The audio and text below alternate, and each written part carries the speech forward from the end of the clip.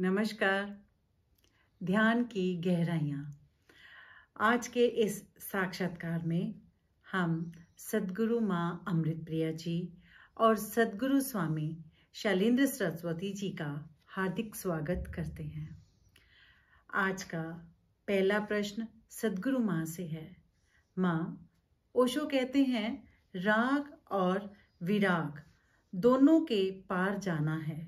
ध्यान में डूबने के लिए वितरागी होना अनिवार्य है।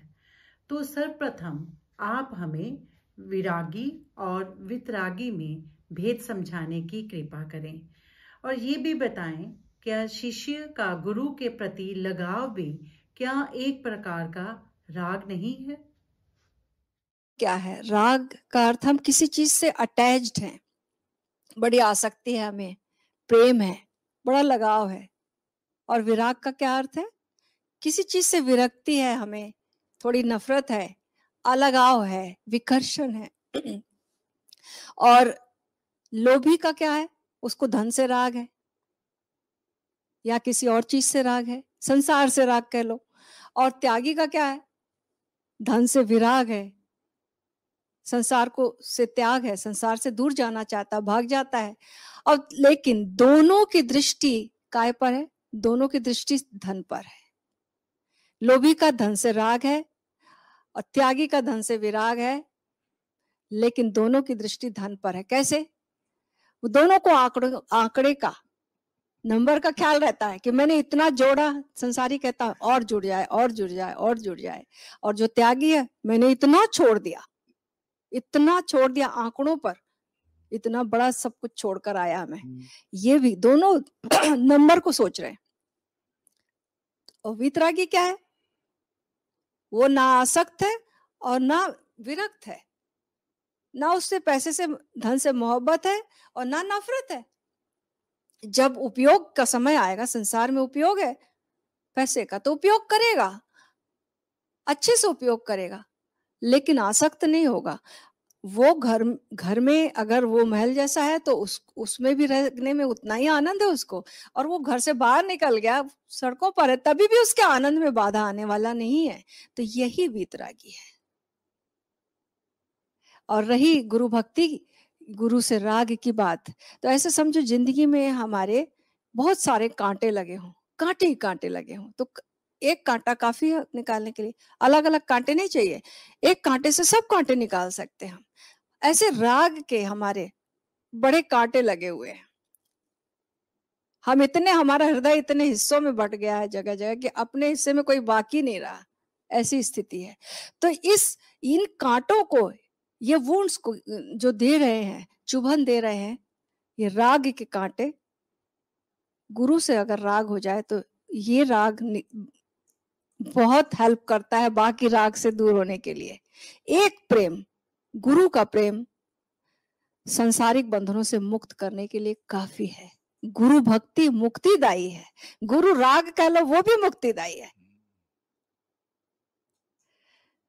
तो गुरु से राग, ध्यान की हमको मस्ती दे दो, ओशो अपनी भक्ति दे दो। ध्यान की हमको मस्ती दे दो, हस्ती के दरिया में तैरे, हस्ती के दरिया में तैरे, हस्ती के दरिया में तैरे, वो नूरानी कश्ती दे दो, वो नूरानी कश्ती दे दो, जिस पर हो सत गुरु का साया, जिस पर हो सत गुरु का साया, हमको ऐसी भक्ति दे दो, इन आँखों से जाम पिला दो, हम दीवानों को मस्ती दे दो, तेल बिना ही जलती है जो, तेल बिना ही जलती है जो, तेल बिना ही जलती है जो, दिल को ऐसी बाती दे दो। दिया जले अगम का बिन बाती बिन तेल। गम की बर्फ में, गम की बर्फ के पर्वत पिघले, गम की बर्फ के पर्वत पिघले, धूप जरा सी तपती दे दो। वाह, बहुत ठीक है। माँ जी, आपके गीतों में बहुत ही प्यारी कशिश है जो हमें ओशो की तरफ उन्मुख कर देती है। आपके मधुर स्वर, आपकी मीठी वाणी हमें ध्यान में डूबने में बहुत मददगार होती है। तो आज का अगला प्रश्न हमारा स्वामी जी से है। स्वामी जी, ओशो ने ध्यान सूत्र नामक किताब में 5 चक्रों की चर्चा की है और किसी अन्य पुस्तक में 3 और किसी में 7 चक्रों के बारे में बताया गया है। इससे बड़ा कंफ्यूजन पैदा होता है, तो कृपया स्पष्ट कीजिए कि वास्तव में कितने चक्र हैं। जितने भी विभाजन हैं 3, 5, 7, 1 या 0, ये सब काम चलाऊ हैं, समझने के लिए हैं। तो विभाजन कई ढंग से किया जा सकता है। जैसे आपने कहा ध्यान सूत्र में ओशो ने कहा 5 चक्र हैं। एक दूसरी प्रवचन माला है अंतर यात्रा, जिसमें 3 चक्रों की चर्चा की है। उससे भी काम चल गया। विचारों का केंद्र कहा मस्तिष्क, भावनाओं का केंद्र हृदय और संकल्प का, जीवन का केंद्र नाभि। 3 से भी बात बन गई। जिन खोजा तिन पाइया नामक प्रवचन माला में ओशो ने 7 शरीरों की और 7 चक्रों की चर्चा की। वो थोड़े और सब डिवीजन, उप विभाजन हो गए। और भी ज्यादा किए जा सकते हैं, 7 की जगह 14 भी किए जा सकते हैं। थोड़ा और सूक्ष्म सूक्ष्म बातें भिन्न भिन्न हो जाएंगी। तो ये केवल समझने के लिए हैं। तो गिनती पर मत जाइए, 3, 5, 7। एक उदाहरण से समझ लीजिए कि मान लीजिए एक मेडिटेशन हॉल में सब लोग बैठकर ओशो को प्रवचन सुन रहे हैं, ध्यान कर रहे हैं। तो कुछ लोग हॉल से बाहर निकले और बाहर एक पत्रकार खड़ा था। उसने एक व्यक्ति से पूछा कि भीतर कितने प्रकार के लोग बैठे हैं। उसने उत्तर दिया कि भीतर 2 प्रकार के लोग हैं, कुछ स्त्रियां हैं, कुछ पुरुष हैं। उसकी बात ठीक है। पत्रकार ने दूसरे सज्जन से पूछा कि आप क्या ओपिनियन, भीतर कितने प्रकार के लोग हैं। उसने कहा 3 प्रकार के हैं, बच्चे हैं, जवान हैं, वृद्ध हैं। उसकी बात भी बिल्कुल ठीक है। पत्रकार ने और किसी से पूछा, उसने कहा कि 4 प्रकार के लोग मुख्य नजर आए, हिंदू हैं, मुसलमान हैं, जैन हैं और सिख हैं। उसकी बात अलग ढंग से, जिस आधार पे विभाजन किया है वो आधार अलग है। 25 प्रकार के विभाजन हो सकते हैं। कोई कह सकता है दाढ़ी वाले, बिना दाढ़ी वाले, गंजे बाल वाले, लंबे, छोटे, नाटे, मध्यम, कई कई प्रकार से, गोरे, काले, सांवले, विभाजन पे विभाजन हो सकते हैं। अब कोई कहे कि हम तो बड़े कंफ्यूज हो गए, तो कोई उत्तर कहे कंफ्यूजन की कोई जरूरत नहीं। भीतर एक ही प्रकार के लोग हैं, ओशो प्रेमी हैं, ध्यानी हैं, कोई प्रकार है ही नहीं, एक ही प्रकार है सब। उसकी बात भी बिल्कुल ठीक है। तो सामान्यतः हमारे मन में धारणा होती है कि किसी एक प्रश्न का केवल एक ही उत्तर हो सकता है सही। ये हमारी एक कंडीशनिंग है, एक हिप्नोसिस, पता नहीं कैसे बैठ गई है कि एक ही उत्तर सही हो सकता है। ओशो के प्रेमियों को थोड़ा अपना हृदय विस्तीर्ण करना होगा। ओशो ने इसकी खूब कोशिश की है।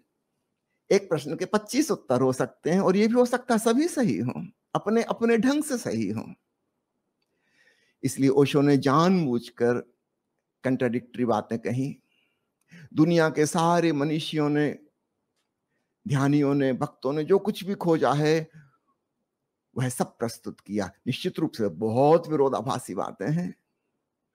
तो कुछ लोग हैं जो इनको सुन के कंफ्यूज्ड हो जाते हैं, लेकिन अगर आप थोड़ा सा एक सिंपैथी के साथ, सहानुभूति के साथ बात को पकड़ेंगे तो एकदम क्लियर हो जाएगा कि एक ही बात को कहने के कई तरीके हो सकते हैं, विभिन्न उपमाएं हो सकती हैं, विभाजन कई प्रकार से किया जा सकता है और वो सब सही हो सकते हैं, इसमें कुछ गलत नहीं है। तो ठीक ऐसे ही जीवन बहुआयामी है, मल्टी डायमेंशनल है, और इसको हम विभिन्न ढंगों से अलग अलग एस्पेक्ट से देखना सीखें, तो उससे हमारी दृष्टि जरा विस्तीर्ण होती है। इसको कहते हैं ना विहंगम दृष्टि। तो ओशो के साहित्य को जब कोई व्यक्ति पढ़े, उनके प्रवचनों को सुने, एक पैनोरामिक व्यू रखते हुए,